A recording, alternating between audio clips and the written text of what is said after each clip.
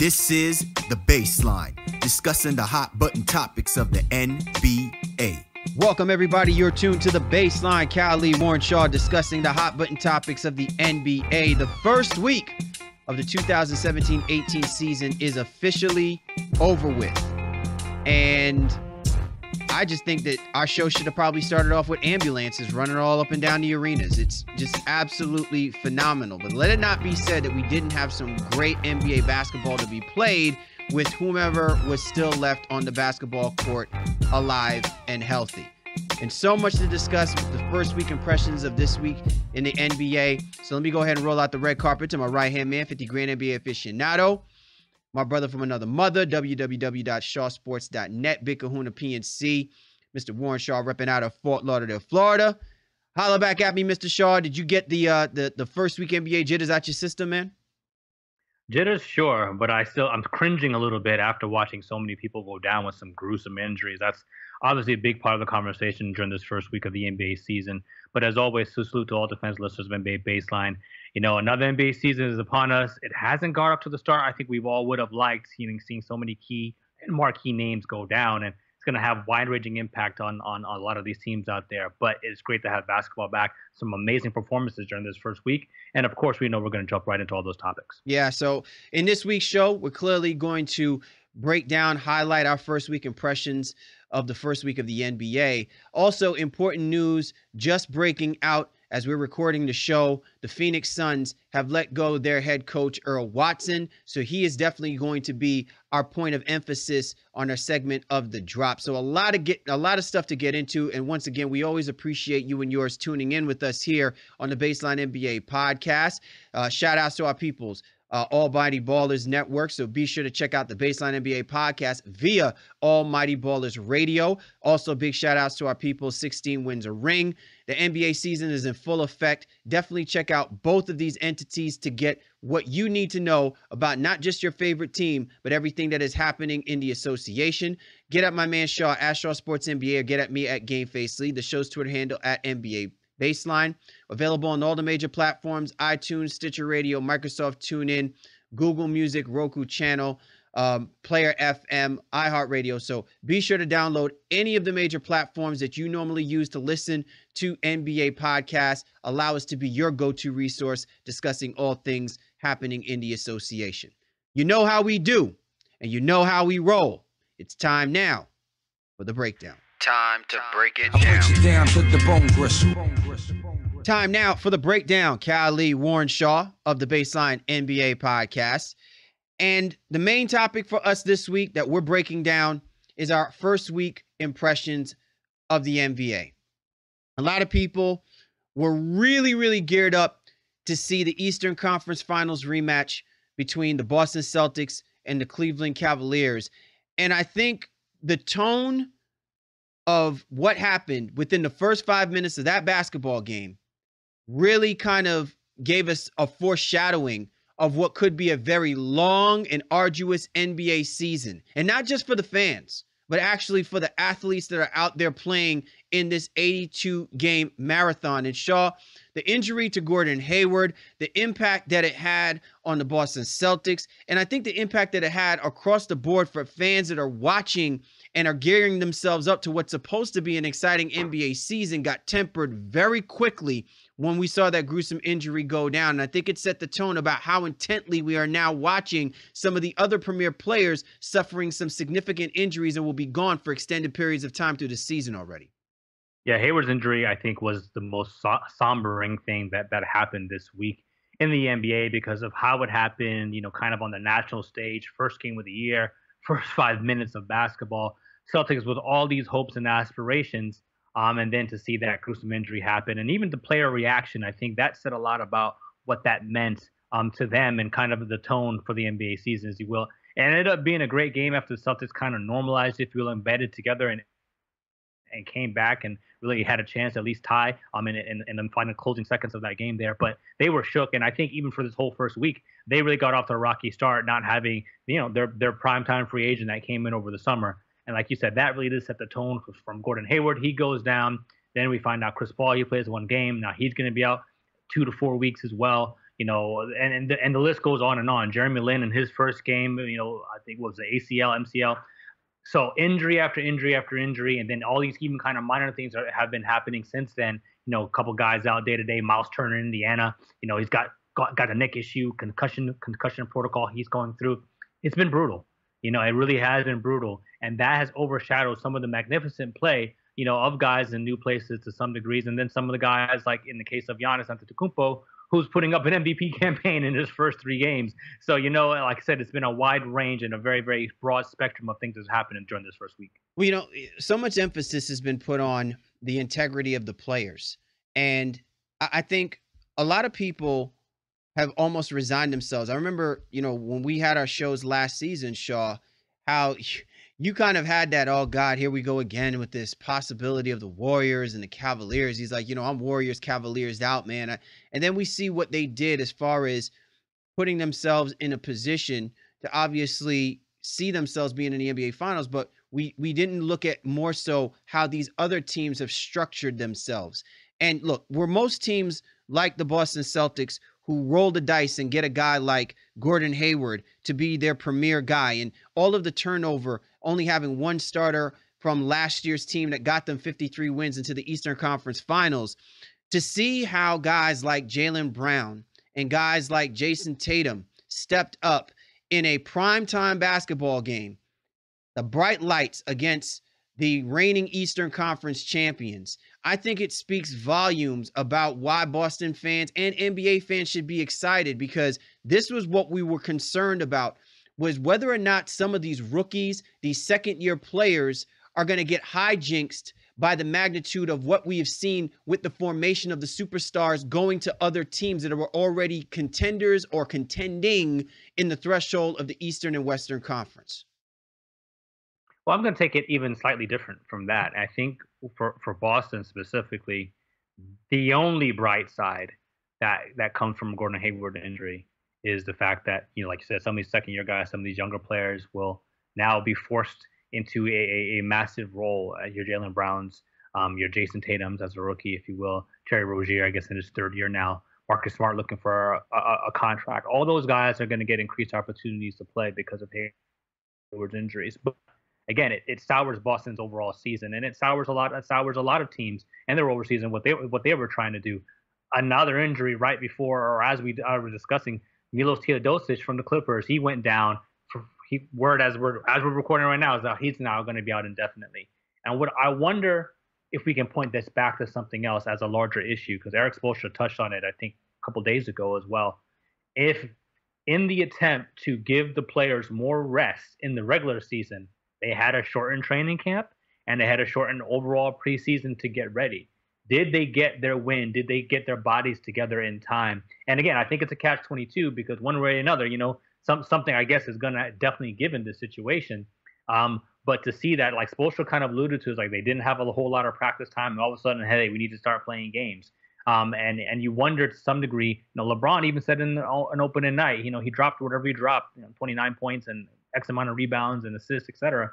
And he says, yeah, man, I still need to get my win. I need to go get on the bike, and I don't have my win right yet. The NBA season has started, and players don't feel conditioned. So I think it's something to at least take note of, and maybe you can investigate a little bit further, as this shortened preseason may have contributed a little bit to some of the injuries we're seeing. Well, you bring up an excellent point, and actually it leads into one of your points that you highlighted in our outline of discussion with regards to the first week impressions of the NBA, and that's the pace of the play and in the higher scoring games. I mean, we're even talking about that with teams like the Memphis Grizzlies, who look like they were like an offensive juggernaut within the first couple of their impressive wins.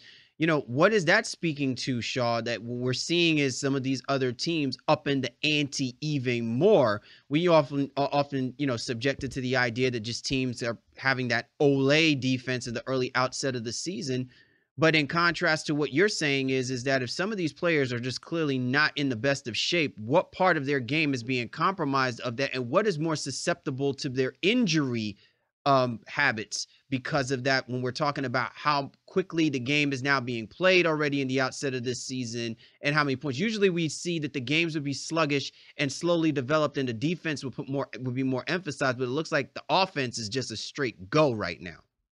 Yeah, and I think it's a really great question because you can try to attack it from both ways. I mean, and if injuries are going to happen, I guess they're probably just going to happen. But does the increased pace, people running up and down, flying up and down the court, is that more wear and tear, or is more wear and tear the physical grind when the game is more plodding and guys are getting bumped and thrown off screens and things of that nature? I mean, I guess it's really both of those things, and there should be some sort of happy medium. But I have been very stunned, as you know, as you alluded to, I think, to some of the high scoring games out there. You see teams like Brooklyn, Phoenix, LA, again, not good teams, but they're all pushing the pace, and that's the only way that they feel that they can try to be contenders in games, because they know they can't play defense.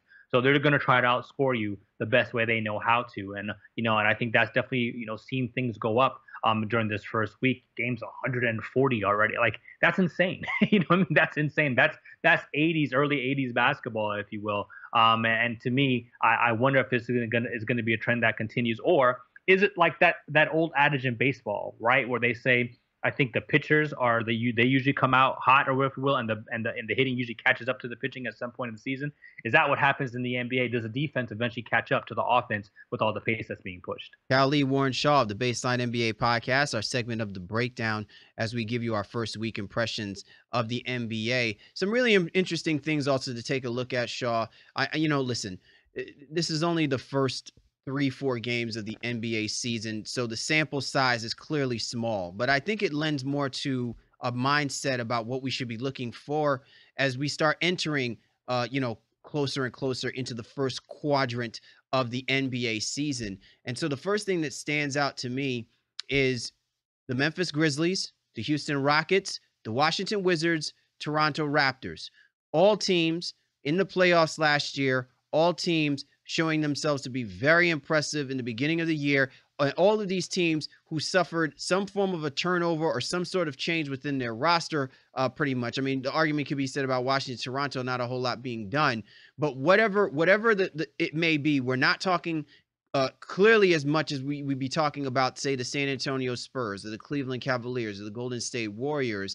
And these teams clearly have a different look, have a different feel, different attitude to them. And you've got to feel good about that if you're any one of these fans of these teams, because this is what it's going to take to maintain pace with the best teams in the NBA. Yeah, man. Well, you got to stay healthy, right? First and foremost. But when you think about a team like Toronto, I think it was Zach Lowe who tweeted out maybe over the weekend saying that in the game versus Philadelphia, the Raptors took like 40 something threes, and their previous high in the game was maybe something like 35 or 35 last year or whatever it was. Raptors, who don't have a lot of 3-point shooters, number one, attempted 45 threes in a game. And that just kind of goes to show how offense is really dictating everything for a lot of these NBA teams out there. With the exceptions of, maybe you look at a team like Utah and maybe even a team like Memphis, who are just going to be hell bent on always trying to play the hardest defense possible. I think when you look at a team like Toronto now shooting threes, that San Antonio has acclimated over the years now to become a higher paced 3-point shooting team as well too. That just kind of shows where we're at, and this first week is definitely indication and indicative of all of those things. All right, now let's go ahead and switch gears, Shaw. A lot was made, as we got close to the training camp of the NBA before we got into preseason. The trade, Carmelo Anthony going from the New York Knicks to the Oklahoma City Thunder, and then the hype behind now that you have Westbrook and Paul George and Carmelo Anthony no longer OKC, right? Everybody's throwing out that OK3, and that's exactly how they looked the first game of the season. Then they step up and play against a team like the Utah Jazz. And I know a lot of people are not going to talk about this basketball game, but this game says to me more about the Utah Jazz than it did about the Oklahoma City Thunder. We know that the Oklahoma City Thunder is going to need time to get themselves used to each other, the roster, the players, the personnel, all of that.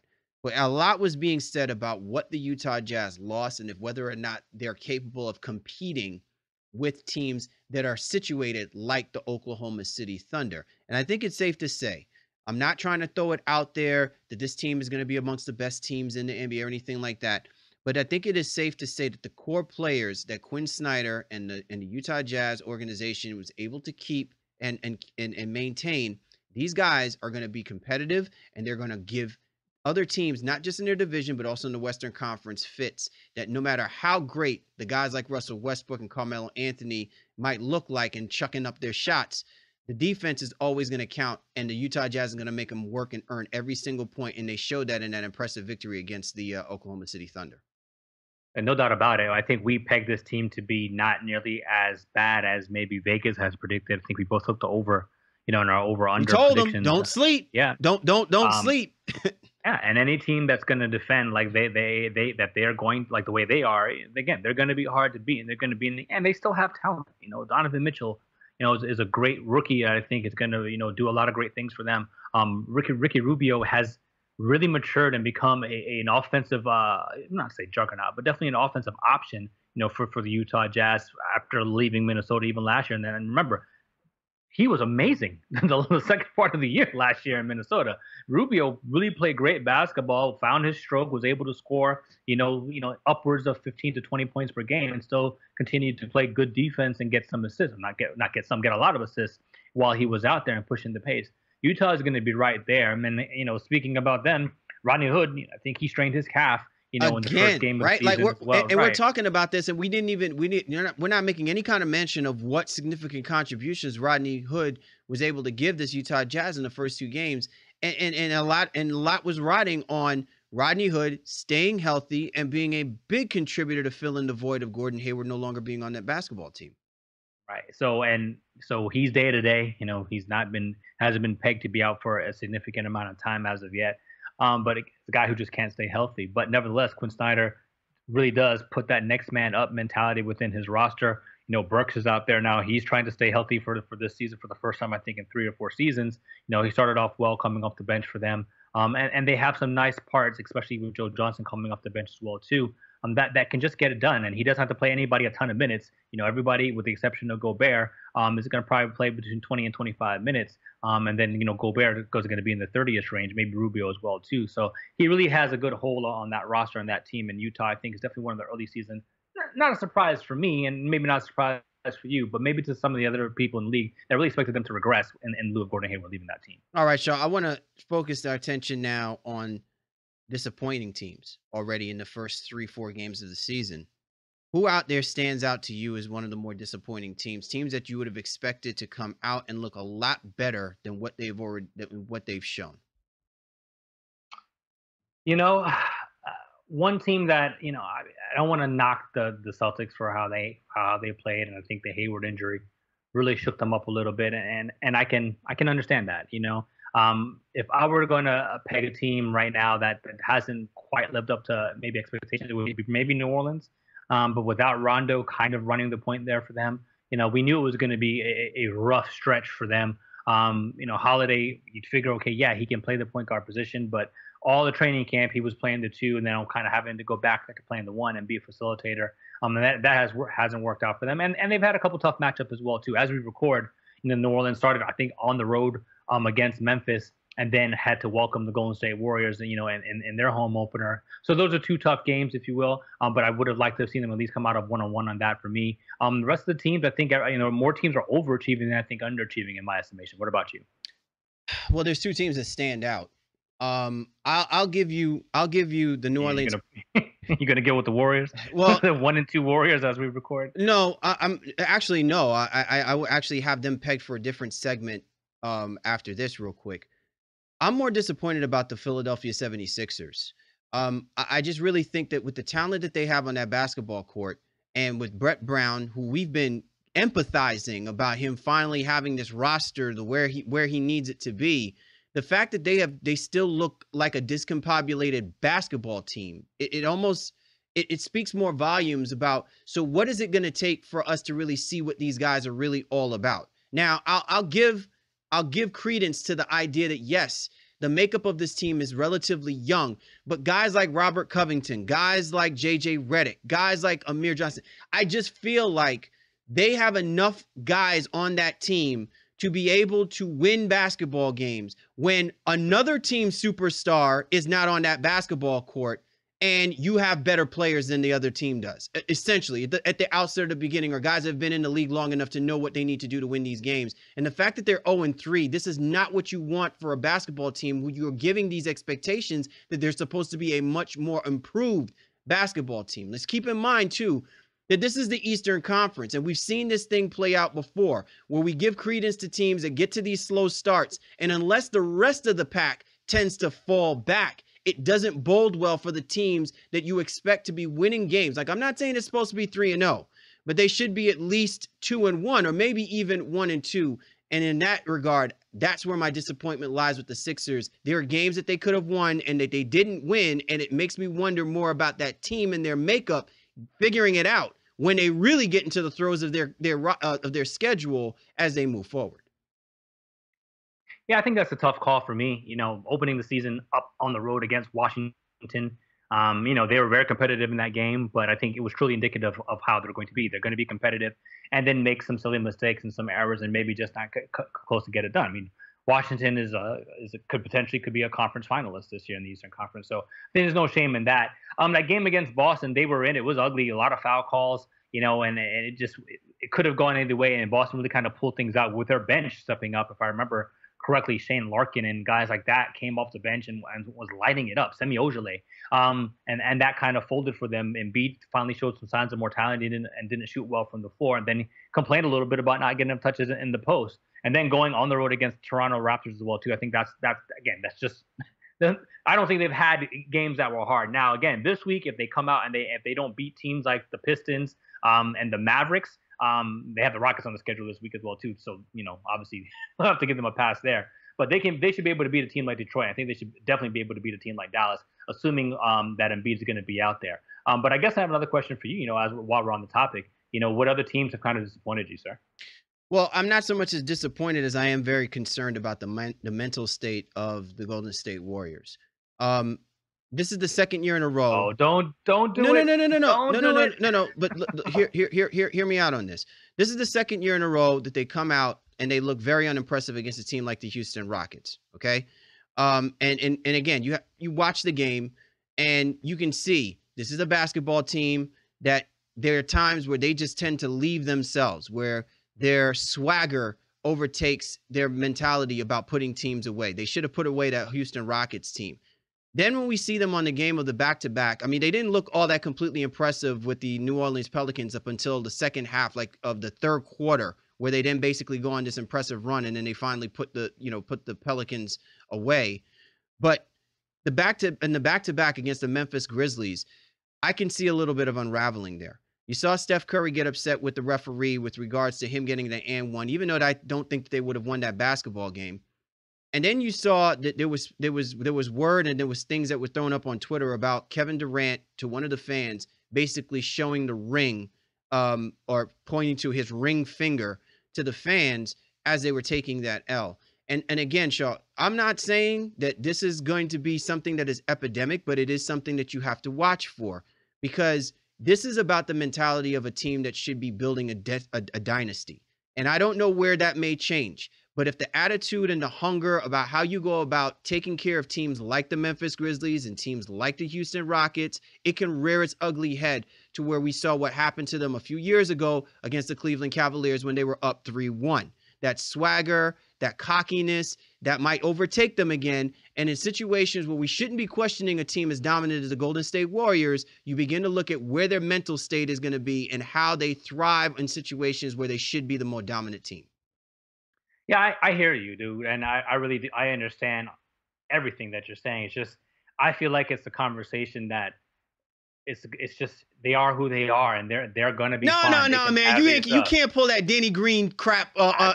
Denny Green you pull out the Denny Green card when it warrants the Denny Green card. But it's gonna be the same thing. Anytime the Cavs or Warriors have struggles this year, it's gonna prompt some conversations. Okay, do they have enough? Are they playing enough defense? Do they care? Et cetera, et cetera, et cetera. And then at the end of the day, they both end up in the finals because they turn it on when they need to. And I think Golden State, with some degree in that first game, I mean, it took some heroics in essence for them to lose that game, if you will. And then they had lost Draymond Green, I think, in the second half of that game. And again, opening night, it's always tough. You mean Aaron Gordon going berserk? Eric Gordon? Yeah, Eric Gordon going bizarro. Yeah, going bizarro against them. Yeah, I know. But I mean, those are the types of things that I think with Houston, they maybe had a little chip on their shoulder. And all the numbers, ring night is the home team doesn't usually win that game. And Golden State had a chance, and yeah, they squandered it. Yeah, they didn't look great against New Orleans. And you're right, they looked terrible versus Memphis Grizzlies, but Memphis always plays them tough as well too. So I think going into the first 3 games, I'm just not at all worried about their And then what about mentality that? as of And what yet. about They'll that be just Magic fine. victory against the Cleveland Cavaliers, that 21 Yeah, point that was blowout? stunning to me. Right. That I didn't see that coming at all, especially with Aaron Gordon out of the lineup. When I first, I think, turned the game on, and Orlando was up like 22, and I was like, oh, did LeBron rest? And no, he was definitely out there. Like it was like they had 6 points at some point, like with maybe 2 minutes left in the first quarter. I was like, what's going on out here? And Orlando just, kind of really come together. And you talk about a guy who's off to a blistering start. Nikola Vucevic, he's played great basketball, man. I think he has a season high currently. He scored 46 points against the New York Knicks. Second game of the season. He's looked amazing in that lineup, and and Aaron Gordon hasn't played 2 of those 3 games, but he's looking like a real bounce back candidate to have an amazing season for the Orlando Magic. All right. Well, let's and not to that we shouldn't put emphasis, as we kind of end off our segment here. Let it not be said to what you said a little bit earlier, Shaw, about Giannis Antetokounmpo. The Greek Freak is putting the NBA on notice. Okay, this kid has played phenomenal basketball. I think you can probably make the argument historic basketball in the first 3 games of the season. He's playing on another level. Clearly, there's a lot of motivation there, given the passing of his father just before the NBA season started. But I got to say, it's a shame that he does not have an absolute healthy team around him, because what he's put up, if he did have a fully healthy roster for the Milwaukee Bucks, we could easily be talking about the Milwaukee Bucks as a 3-0 basketball team already in the Eastern Conference. Yeah, for sure. Jabari Parker hopefully gets back soon. Chris Middleton's had a struggle to begin the year, but overall, Thon Maker in his role, they played well. But everyone is just playing around Giannis, and he's making everybody look like it's like a man against boys out there. And yeah, I think the MVP candidate is on. You mentioned his father passing, the motivation there.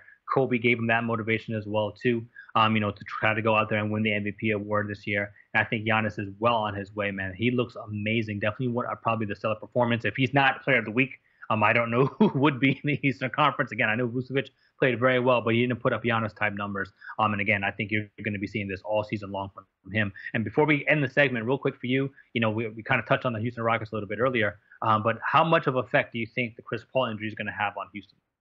I don't think it's going to have as bad an effect, because I feel like what I saw from the Houston Rockets, especially in that game against the Golden State Warriors, is that they can still go back to the last year's Rockets with James Harden at the helm. I think what it comes down to is how the other players around Harden and Paul thrive off of the fact that they have the basketballs collectively between each other. And I think it's a great luxury to have when the guy that it would be different, Shaw, if we had reversed the scenario. Like Chris Paul was part of the Houston Rockets, and then you're bringing a James Harden next to him and what he might do to that basketball team. Because then I don't think his capacity to learn how to play the point guard, shooting guard position would be as apt as it already has been, the way that Mike D'Antoni worked with him last season. Now you have a guy who already knows how to handle the ball, how to distribute the ball, get other players involved, and doesn't have to put that burden on James Harden. He goes down to injury. James Harden can revert back to what he already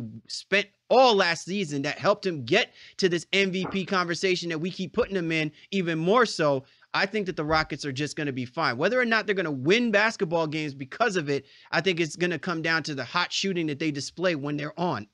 But as far as Paul going down to injury, it would be more severe if it was Harden going down rather than Paul. I get you, but I think, even more what I'm asking is, are you concerned about Chris Paul? Do you think the injury might be more serious than they're leading on? And the other thing too is like I'll touch on this real quick too. But is it not always the case whenever somebody like a Chris Paul is under the play of a Mike D'Antoni system that we talk about this? I think it's more free flowing for a guy like James Harden. I think he's found his zen, some sublime about how he's going to play in the minutes that he demands and whatever the case that may be. But someone like Chris Paul, who's like 34 years old, you know what I'm saying, on the back end of his youthfulness in the NBA, this could probably be the situation where he is rolling the dice. And if he doesn't get as far as he thinks he will, this play under Mike D'Antoni is certainly going to accelerate his timing about how much longer he can play in the NBA. Yeah, I think it's a true concern. And the other thing I'm going to touch on real quick too is I don't know what the Spurs are doing, but I think something's really up with Kawhi. And a video surfaced of him walking up the flight The stairs for the plane, very, very gingerly. I don't know that he's right too. They don't want to release a timetable or anything like that as well too. But I'm very concerned that the fact that he's not back yet, and there just seems to be very limited information coming out about Kawhi Leonard's injury. Thankfully, LaMarcus Aldridge has stepped up and is getting all the touches he can handle, and he's feeling really all the love he wants to in San Antonio right now. But the Spurs are going nowhere without Kawhi Leonard, so I hope he's back soon as well. You might want to give our RC Buford a lot of kudos, because a lot of people question whether or not that they should have been giving LaMarcus Aldridge that contract extension. But to your point, Shaw, if all eyes are on Kawhi Leonard not being 100% healthy and they have to scrap him for the rest or extended period of time, now would be the time, if you're LaMarcus Aldridge, to make people understand why you got that contract extension. A lot of things happening in the association, so much to go over and so much to get into, man. And it's just giving us more credence to pay attention as we start moving forward through the course of this early NBA season. Cal Lee, Warren Shaw, Baseline NBA Podcast. And this was The Breakdown. Cal Lee, Warren Shaw of the Baseline NBA Podcast, and this is The Drop. So, the topic of conversation, and it's already been released as we are recording this podcast, the Phoenix Suns have decided to part ways with their head coach, Earl Watson. The Wojo reporting this firsthand, so, got to give credit where credit is due. ESPN's Adrian Wojnarowski reporting that they are no longer going to acquiesce to the services of Earl Watson coaching the Phoenix Suns basketball team. And this is a basketball team, Shaw, that is 0-3. They're barely scoring 100 points per game, but they're allowing really amongst the worst defensively in the NBA. And I don't know if whether or not the writing was on the wall. Listen, I had said for quite some time that I don't know if I buy Earl Watson as being a comparable head coach, but I'm not going to blame him totally either. I just felt like he was dealt in an unfair hand, so to speak, because of the chaos that tends to happen with this organization and their handling of the personnel. But he certainly didn't help his cause over the first 3 games of this NBA season. Yeah, there's nothing to like about what's going on in Phoenix at this moment. Like, nothing at all. Even the play of Devin Booker, other than that second game, has been a little bit subdued. This is a roster that is showing all the signs of deterioration. Eric Bledsoe with a very cryptic tweet on Sunday saying, "I don't even want to be here anymore." And then an hour or so later, they fire Watson. So you don't know what that means for Bledsoe. But just how they move things, it's a little confusing to me. I'm not necessarily knocking this move specifically, and it's one thing to kind of nitpick, but I thought Marquise Chris was their starting power forward, and then decided to change that and make Josh Jackson the starting power forward. So now Chris is upset, and he had thought that he was going to be kind of in the rotation, and he's not getting quite the minutes that he thought he was going to get. Alex Len still not quite in the rotation the way that he would like. They still have Dragan Bender. He's running around out there, but they still have Tyson Chandler. Now they want to ensure that they play Mike James, and that kind of leaves Eric Bledsoe kind of like, all right, well, am I the man here, or are you trying to get rid of me? Tyler Ulis, who played great basketball for them at the end of last season, he ends up being regulated to not even being to being the third string point guard and not getting really any minutes at all. Just what are they doing? You just have no idea. And a lot of that does come from Watson. He really kind of frigged around with the rotations a little bit here, and a lot of these players don't know what role they're supposed to play, and that's his fault. Again, the roster isn't good, but how he's handled the roster is definitely his fault. Yeah, but to your point, Shaw, the roster isn't good. It's because the roster is young. Okay, I kind of want to bring up a bigger point, because, and it kind of just strikes me really, really crazy. Like, what is going on with Robert Sarver as the owner of the Phoenix Suns? There was a time where we talked about him and his ownership, man. Those guys had it going. The Phoenix Suns were always a viable team in the Western Conference. They, in many respects, until we started seeing the transformation of the Los Angeles Clippers, and we started seeing the transformation of the Golden State Warriors, right? And this is pre-Steph Curry. We're talking like when they had Baron Davis, on that roster. And Jason Richardson and stuff. Nobody was talking about those teams seriously the same way that they used to talk about teams like the Phoenix Suns and the Los Angeles Lakers. Like, those were the 2 top teams essentially in the Western Conference Pacific Division, like the best representations of that Pacific Division were those two teams. And it's just really just gone all downhill. Like, I don't understand as an ownership what the end goal truly is for this organization. And when you have young players, and there's some talented players there, guys like Marquise Chris, guys like Josh Jackson, Devin Booker, what do you think it says when you just don't have any consistency, any coherency about how you're trying to move this team forward and what your expectations are for these guys to be the faces of the franchise, given the way that this is being ran already? Well, it shows why they weren't able to get certain guys to come to that roster in free agency, although they were being very aggressive in that. And I think this is going to definitely set them back some as well too.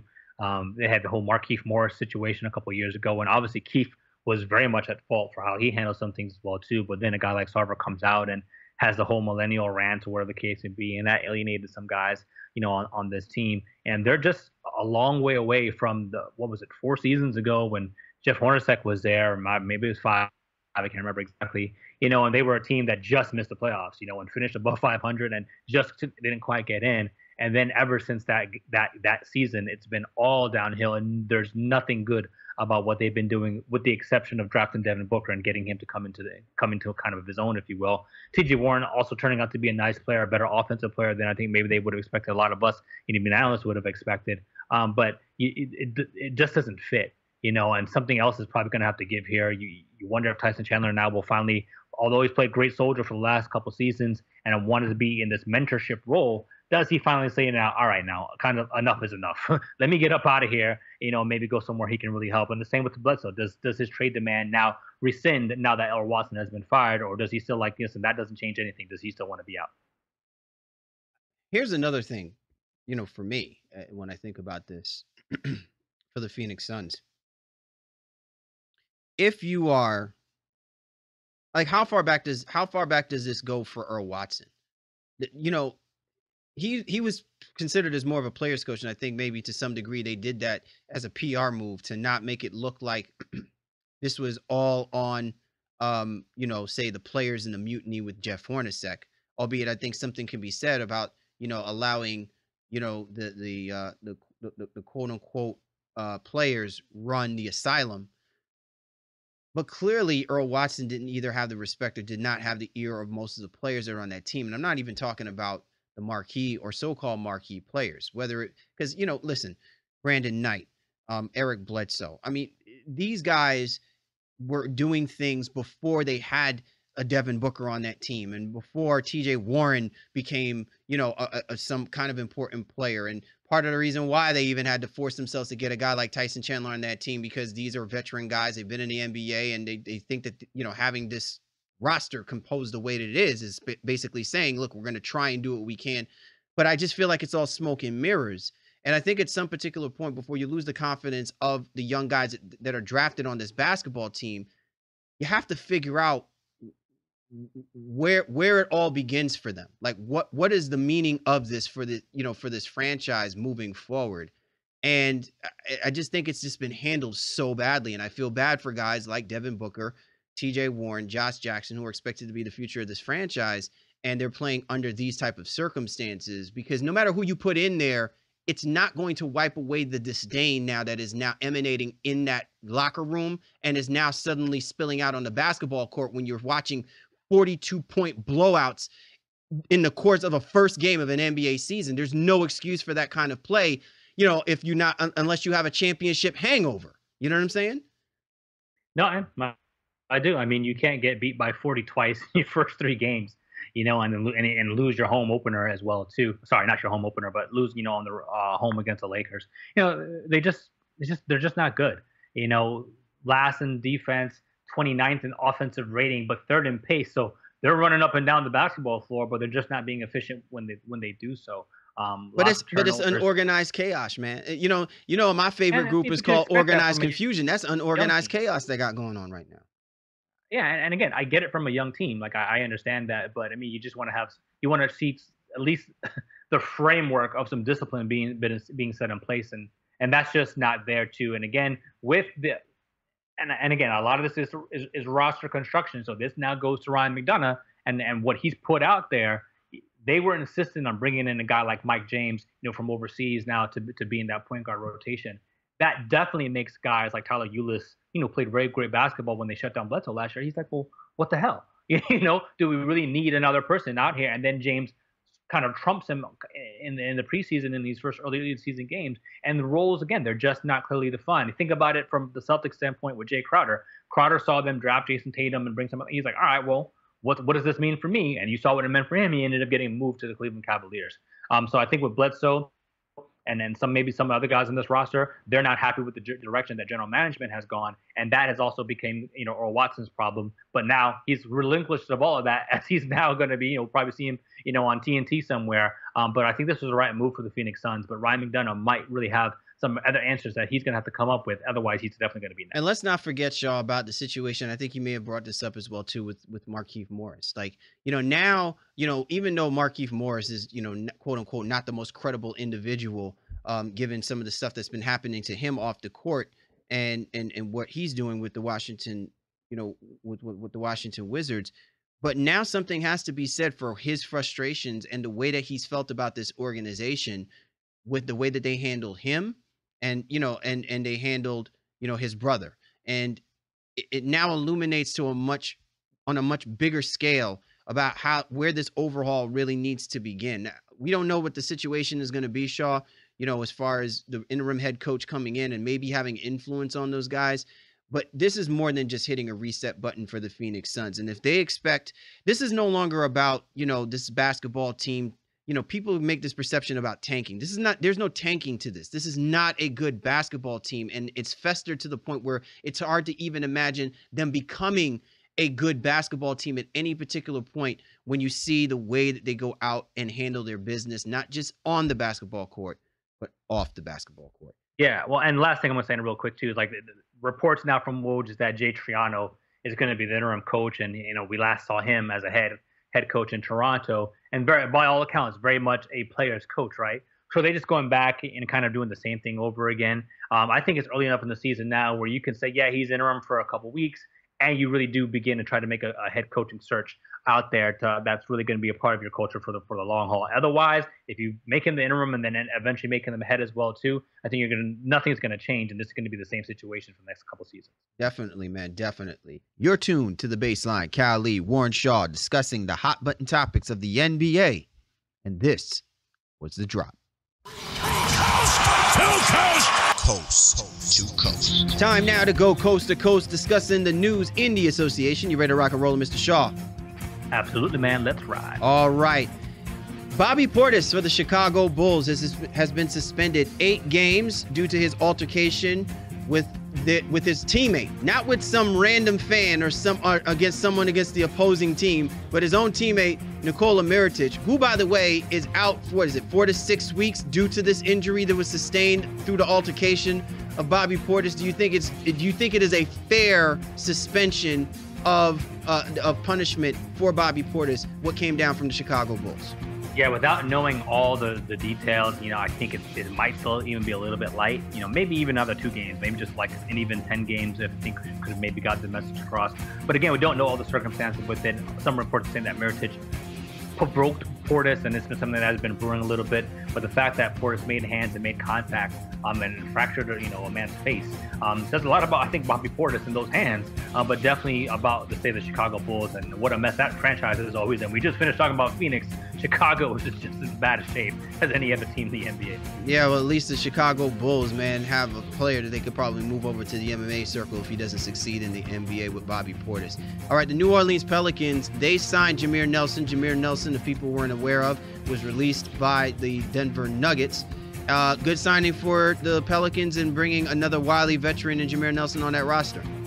Yeah, I think definitely an acceptable move. Jameer can still play basketball, a veteran guy, another voice in that. You do wonder, will he mesh with Rondo when he's back and Tony Allen as that veteran voice, but I think he can definitely help them and put Drew Holiday back at the 2 position that Alvin Gentry wants him to run this year. So decent signing for the New Orleans Pelicans. Jameer's a great veteran and not going to cause any problems over there. All right. In Philadelphia, we talked about the Philadelphia 76ers. At least I expressed my disappointment with this team.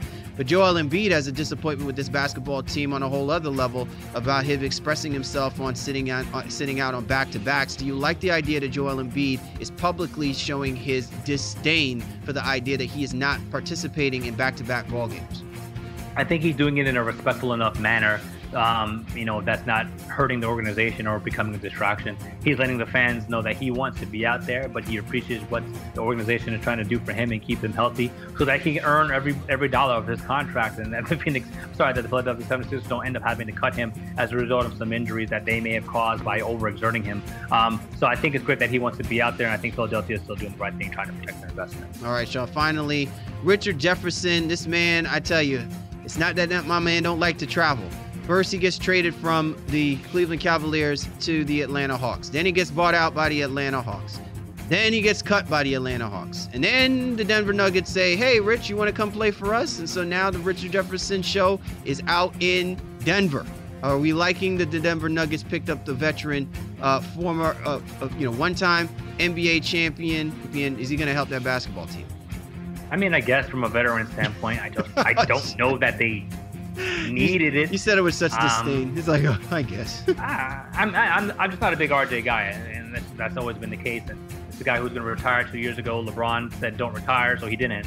And he's out here for the last couple of seasons. And I thought he would retire this summer. He didn't again. So he joins a roster that is trying to make the playoffs. He's just doing it for his podcast, man. It's got nothing to do with basketball. I guess so. You know what I mean? It has to be. So RJ, I guess he's taking the Mike Miller role, if you will, as a veteran guy that's just not going to get a whole lot of minutes and be on that roster. So good for Denver. I hope it works out for them. But I think this is kind of an inconsequential move, if you ask me. All right. So, and finally, if people have not paid attention or heard, Agent Zero actually has a show with Complex, and he's doing it with a porn star. And the show's called Out of Bounds. Gilbert Arenas has got a show with Complex, and the show is called Out of Bounds. I don't know what's more impressive, that a former NBA player is actually getting some plug and play with Complex, or the fact that Gilbert Arenas is now rolling with porn stars after his NBA career. Not my favorite thing in the world. I caught a glimpse of it, and it's trash. So shout out to Gil, man, for being able to get out there and continue to up his celebrity. What's her name? Mia Khalifa, I think is the young lady's name. So porn star to sports host. It's a great time, I guess, to be a porn star trying to get in the entertainment business. We got Cardi B with #1 songs. Mia Khalifa out here hosting sports TV shows. So hey, man, I guess do your thing, follow your dreams. That's all I can say. Yes, positive messages for the little youth them, right? Positive messages for the little youth. Awesome show altogether, Shaw. So much happening in the NBA. Yeah, man, just really impressed with how everything is shaped and played itself out, man. So, good stuff. I mean, clearly we're going to be watching closely about the quality of play, but I think I like the fact that now it's opening up the doors a little bit for some of the young guys that we want to be high on. They're going to get opportunities. Let's see if they take advantage of it. Absolutely, but let's slow down these injuries, man. Just enough. That's just enough. I think we mentioned it in passing, but Jeremy Lin out for the season as well too. We said in the outset, Schroeder went down right before we began our podcast today as well too. So hopefully he's back for the Atlanta Hawks. You don't want to see all these injuries for these guys, man. You just want to see great quality basketball and for the opportunities for some of these guys who, and even in the case of Schroeder, who right now was really expected to have a great season. So hopefully this doesn't set him back too much as the man in Atlanta now. So I'm just anxious to see continued success for, like you said, for the young guys, but just stop the injuries, man. I don't want to see guys in stretchers and being carried off anymore. It's been a rough start. Hopefully we can get past it. Definitely. Before we end our podcast, and normally myself and Shaw, we don't always like to politicize or, bring politics. We use sports as a way to get away from these things. But I want to make sure that I take the opportunity and the time for our show to give our condolences to the 4 U.S. soldiers that were killed in Niger over the past week. It's never good whenever a life is taken, but I think it's also important to acknowledge that these are men who fought for our freedoms, who died in the line of duty in service. And seeing what has transpired over the course of the whole week, I just don't think that should ever be forgotten, that we don't acknowledge these men. It's a grieving time for their families, but I just wanted to take that moment to express my condolences to these men and to their families. They did so much. I have a younger brother who served, and I appreciate and respect all of the men and women who are out there fighting for our freedoms. I always want them to come home safely to their families. And I just want us here at the Baseline NBA podcast, we just want to express our sorrow and our condolences to the families who've lost their loved ones in that tragic ambush that happened over a week ago. For the Baseline, Cal Lee, Warren Shaw, we appreciate you guys, each and every single one of you. You know we do. And we'll catch up with you next time.